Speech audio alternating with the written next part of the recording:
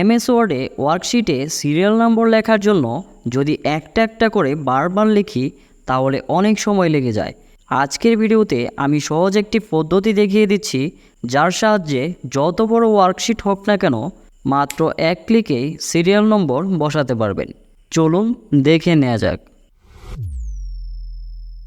প্রথমেই MS word থেকে serial number অথবা ক্রমিক নম্বর এই পুরো কলামটি মাউস ড্র্যাগ করে সিলেক্ট করে নিব।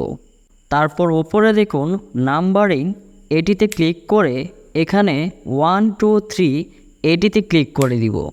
দেখুন সিরিয়াল নাম্বারটি অর্থাৎ ক্রমিক নম্বরটি বসে গেছে।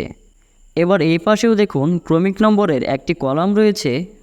একইভাবে ক্রমিক নং এই পুরো কলামটিকে সিলেক্ট করে নিব। তারপর আবারও নাম্বারিং, এটিতে ক্লিক করে এখান থেকে 1 2 3 এটি সিলেক্ট করে নিব।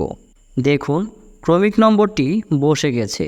এখানে খেয়াল করুন আবারও 1 2 3 অর্থাৎ প্রথম থেকে সিরিয়াল নম্বরটি বসে গেছে।